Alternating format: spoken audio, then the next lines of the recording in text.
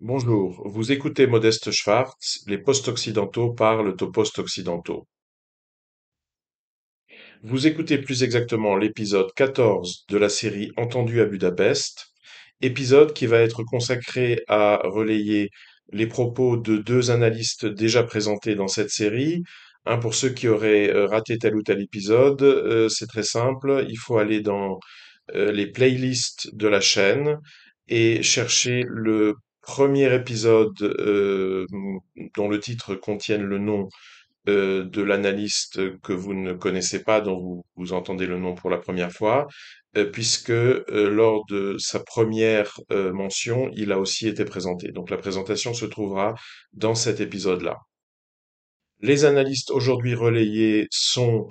l'Israélien magarophone général de l'armée israélienne Robert Castel, qui répondait hier aux questions de Kielai Tomasz, donc sur la chaîne Ultra Hang, d'une part, et d'autre part, l'officier et stratège hongrois Ferenc Vukic, qui pour sa part, hier aussi, répondait aux questions de Rita Fekete sur la chaîne de cette dernière. Bien entendu, étant donné que nous sommes le 13 juin 2023, que ces interviews ont donc été diffusées le 12 juin 2023, inutile de dire que le thème presque exclusif de ces podcasts était la fameuse contre-offensive ukrainienne annoncée depuis novembre 2022 et qui semble désormais effectivement avoir, sous une forme ou sous une autre, commencé. Pour ma part, en écoutant l'un après l'autre ces deux analystes,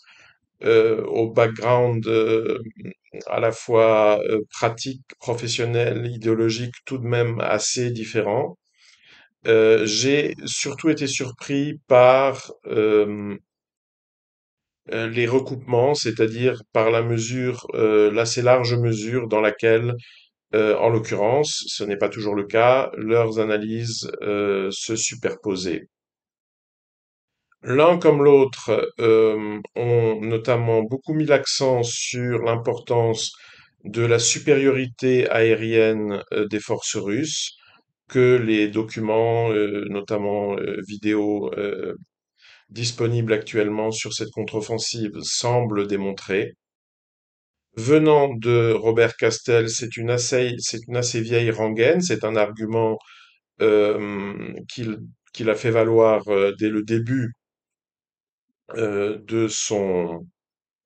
sa présence sur la scène médiatique hongroise en tant qu'analyste militaire s'exprimant sur le conflit ukrainien. C'est aussi assez logique. On a tendance naturellement toujours à juger en fonction de ce qu'on connaît d'une part, et puis aussi souvent de ce qu'on estime constituer des éléments de légitimité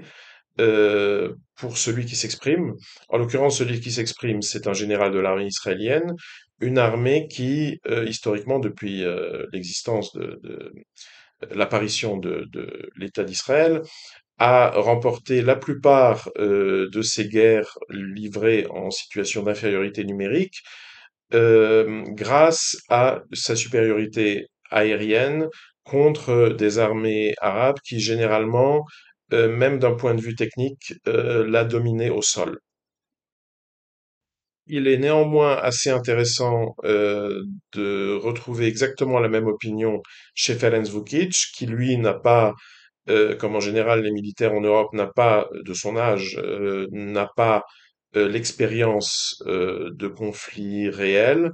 et a évidemment fait ses armes dans une armée dont les traditions, la mémoire, les techniques, etc., l'armée hongroise, ne sont pas celles de Tsahal. Mais il y a un autre point, à vrai dire encore plus intéressant, parce qu'il dépasse la dimension tactique et d'une certaine manière dépasse peut-être même la dimension stratégique pour toucher au fond du problème qui, à mon avis, est politique. Et donc un autre point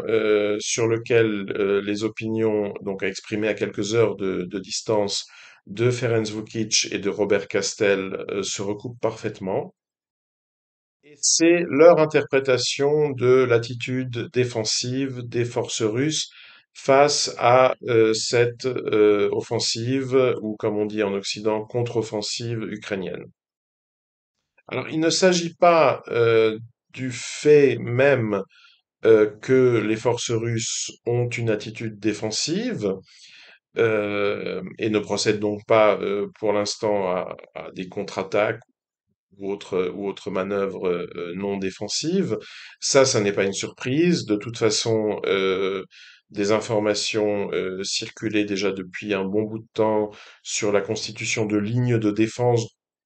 du côté russe, donc sur les territoires contrôlés par la Russie dans le sud et l'est, le sud-est et l'est de l'Ukraine. Il était donc bien évident pour tout le monde que la Russie s'apprêtait à assumer ce rôle défensif, en tout cas pour un bon bout de temps, probablement pour l'année en cours, et attendait donc une offensive ukrainienne. Ce qui, en revanche, est peut-être susceptible d'étonner au moins une partie de l'opinion pro-russe qui se fait généralement une très haute idée du potentiel de ces forces militaires russes présentes en Ukraine, c'est le bilan. Il est bien sûr trop tôt pour tirer un bilan de cet épisode ouvert par le lancement de la contre-offensive ukrainienne, mais disons qu'il semblerait que le bilan provisoire, hein, au bout d'à peu près une semaine d'affrontement, soit un peu en demi-teinte, avec d'une part, semble-t-il, une assez bonne résistance tout de même des lignes de défense russes. Les deux analystes s'accordent pour dire que les lignes de défense elles-mêmes n'ont en réalité pas encore été atteintes, c'est-à-dire on pourrait presque dire les fortifications, les fossés, les pièges à tanks, etc. Les combats auraient, semble-t-il, pour l'instant lieu devant ces lignes, donc dans ces 10-20 kilomètres qui constituent dans la plupart des doctrines de défense une sorte de ligne de pré-défense. Mais de toute évidence, on n'assiste pas non plus, enfin, il y a pas eu non plus d'événements décisifs en faveur du camp russe. Donc les combats se poursuivent. Les Ukrainiens, après avoir été repoussés, reviennent à l'attaque, parfois au point de leur échec de la veille, parfois un peu plus loin sur la ligne de front. Donc pour l'instant, les choses semblent être plus ou moins en équilibre, malgré des rumeurs qui font état de pertes ukrainiennes tout à fait massives. Là non plus, ça n'est pas très surprenant dans la mesure où les forces ukrainiennes ont assumé le rôle de l'attaquant, qui se solde pratiquement systématiquement, toujours pour n'importe quelle armée, par plus de pertes. Mais donc, du point de vue surtout de ceux qui se font une assez haute idée du potentiel militaire russe, il faut bien fournir une explication au caractère, disons, relativement modéré ou prudent, le choix des termes n'est évidemment pas innocent, de cette défense russe pour l'instant. Il se trouve que c'est une question qui a dû être posée ou que se sont posées Ferenc Vukic et Robert Castel, et qu'ils sont, ça c'est assez intéressant, l'un comme l'autre, arrivés à la même réponse. Or, leur théorie, ici je passe au pluriel parce qu'ils ont réellement exprimé la même opinion. Alors, après s'être éventuellement consultés, euh, peut-être, ça n'est pas exclu. Tous ces discours apparaissent dans un tout petit monde, dans le microcosme des médias maghérophones idéologiquement proches, politiquement proches du régime en place à Budapest. Mais ça n'est pas non plus certain. Il se peut aussi très bien que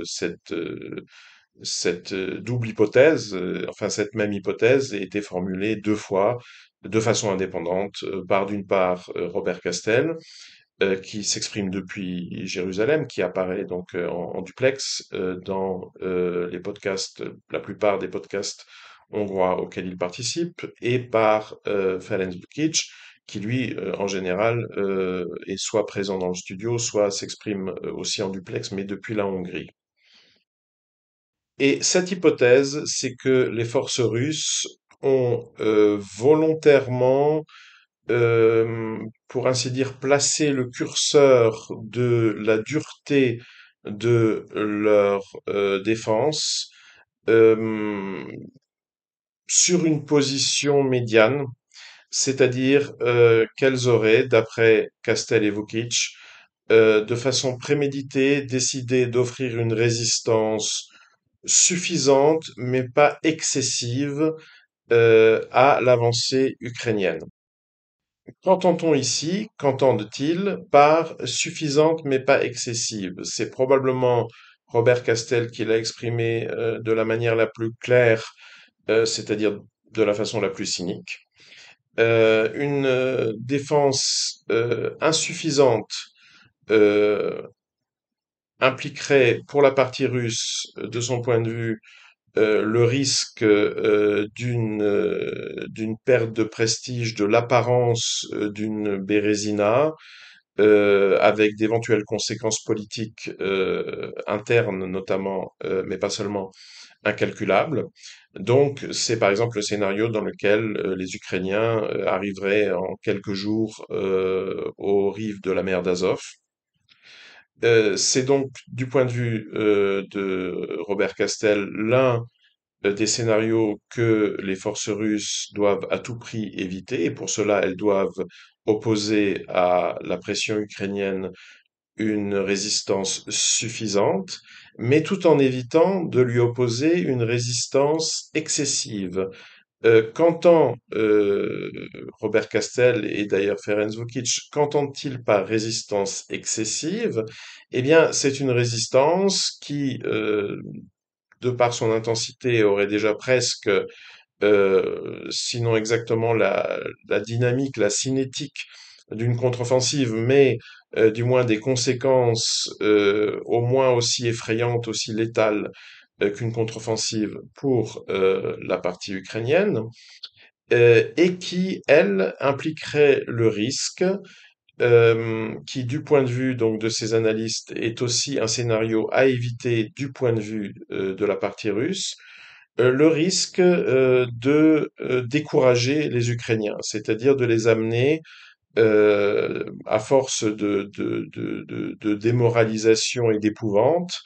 à interrompre, ajourner, voire renoncer tout bonnement à la contre-offensive. De leur point de vue, du point de vue de ces analystes, l'objectif stratégique russe est en effet que cette offensive ukrainienne ait lieu, même si cela doit impliquer de légers reculs tactiques, des pertes de territoire finalement pas très importantes, de territoires de toute façon inutilisables, hein, de cette zone grise qui est en grande partie un no man's land bombardé.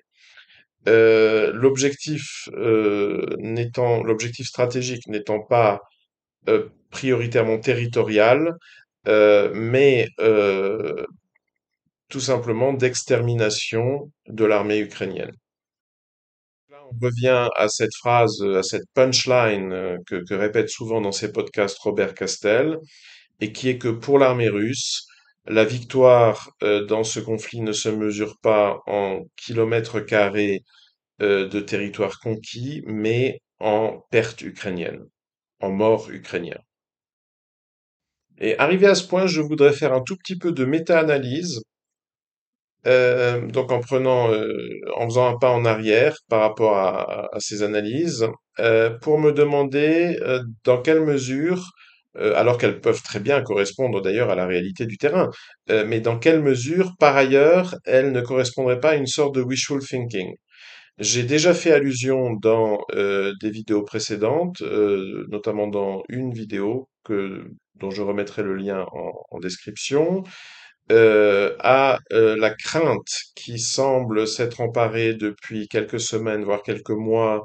de la plupart des voisins occidentaux de l'Ukraine, mais surtout des Hongrois. Donc de la crainte du scénario de l'issue possible du conflit dans lequel ce conflit s'est engelé, l'Ukraine resterait en possession d'une armée euh, qui ne s'est pas débandée, d'une armée utilisable d'au moins un demi-million d'hommes, armée aguerrie et frustrée. Et des conséquences possibles d'une telle, d'une telle conclusion provisoire, hein, d'un tel dénouement de l'épisode, conséquences dont on a visiblement vraiment peur à Budapest. Et après avoir soulevé cette question, je voudrais aller encore un tout petit peu plus loin en me demandant aussi dans quelle mesure les autorités kieviennes, le régime de Volodymyr Zelensky, ne partagent pas d'une certaine manière, évidemment pas tout à fait dans la même perspective, mais ne partagent pas cette perspective des Hongrois. C'est-à-dire dans quelle mesure on pourrait éventuellement soupçonner euh, le régime de Kiev d'être en réalité parfaitement conscient que tels sont bien les objectifs stratégiques de la partie russe, du fait que les Russes veulent avant tout laisser sur le tapis un maximum de soldats ukrainiens, indépendamment des résultats territoriaux. Auquel cas, on pourrait se demander si on pourrait se poser la question des motivations des autorités ukrainiennes lorsqu'elles décident malgré tout, donc sciemment dans cette hypothèse, eh bien d'envoyer ces soldats à la mort pour un résultat, disons-le, au moins incertain.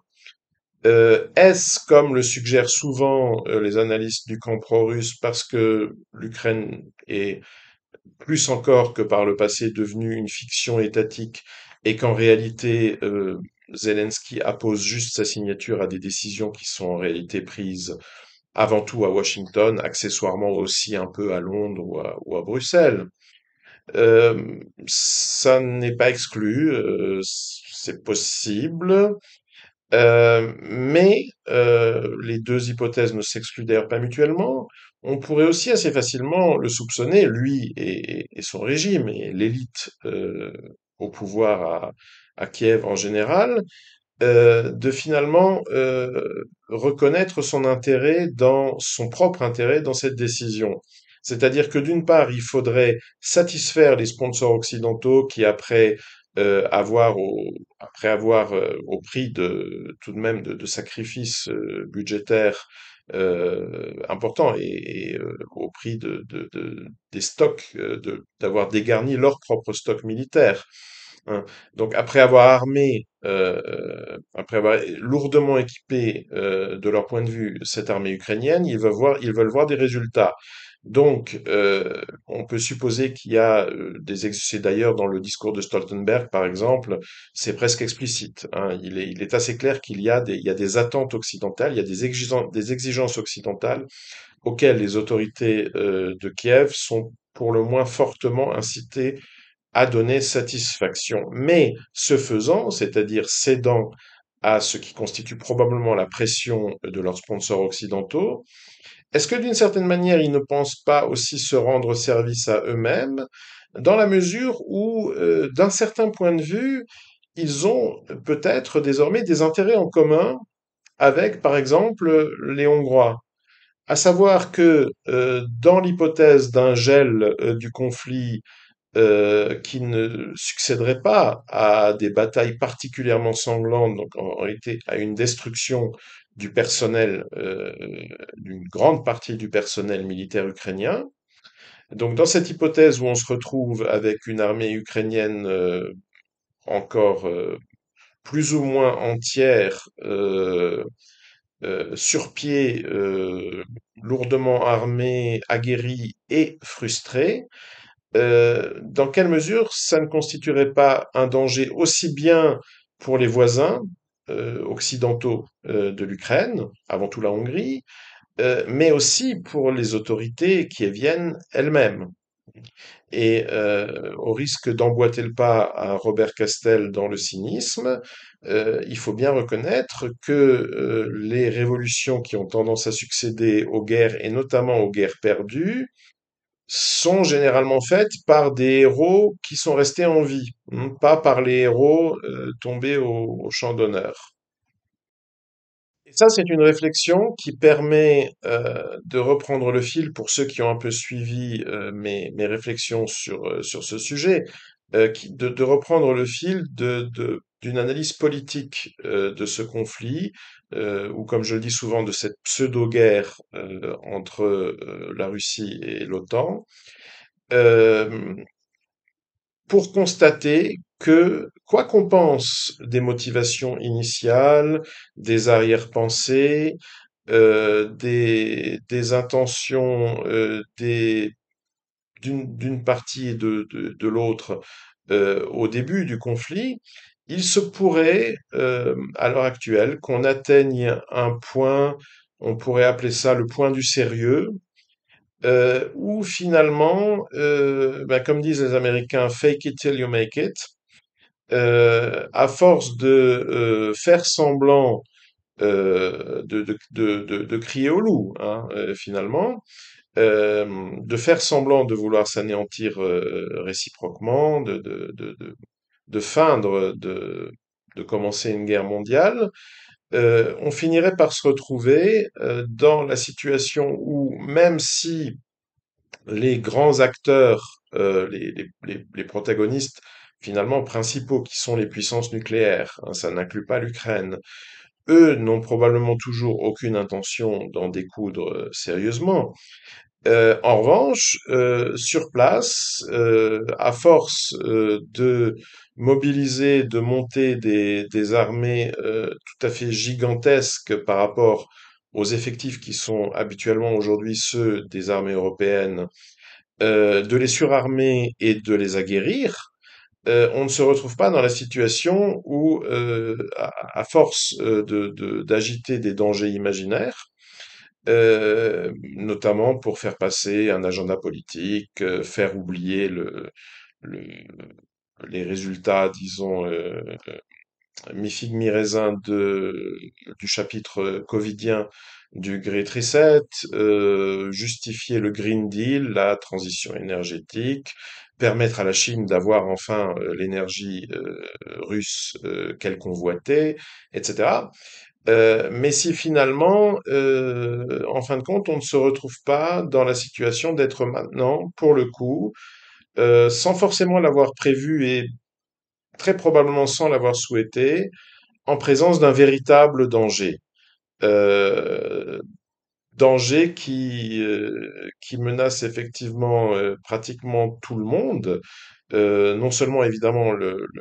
la Russie contre laquelle cette armée ukrainienne est aujourd'hui engagée, mais aussi probablement le régime de Kiev lui-même et accessoirement les voisins, les autres voisins de l'Ukraine, c'est-à-dire les voisins occidentaux de l'Ukraine. Et là, l'élément décisif, c'est évidemment la psychologie de ces soldats ukrainiens, qui, eux, ne comprennent pas forcément à quoi renvoie l'expression Great Reset, qui, dans leur immense majorité, ne maîtrisent évidemment pas les subtilités stratégiques de ce poker menteur entre l'Occident, Poutine, Zelensky, etc. Eux, ce qu'ils savent, c'est qu'ils menaient une vie encore à peu près normale début 2022, qu'ils ont été mobilisés pour aller dans des conditions particulièrement épouvantables, se faire trucider sur une ligne de front, euh, qu'ils se sont habitués à la guerre, qu'ils sont devenus des combattants, qu'ils ont appris un certain nombre de techniques, le maniement d'un certain nombre d'armes, y compris de pas de dernière génération, mais assez moderne, et qu'à un moment, les grandes promesses de victoire, de restitutio in integrum de la fameuse intégrité territoriale ukrainienne, etc., risquent de s'avérer vaines, de s'avérer avoir été des promesses dans le vent. Et évidemment, la grande question, c'est comment vont-ils à ce moment-là réagir? Et la question subsidiaire, auquel la première question donne toute son importance, c'est arriver à ce point-là, combien de ces soldats seront encore en vie? En vie et donc dangereux. Voilà, circuler, il n'y a rien à voir.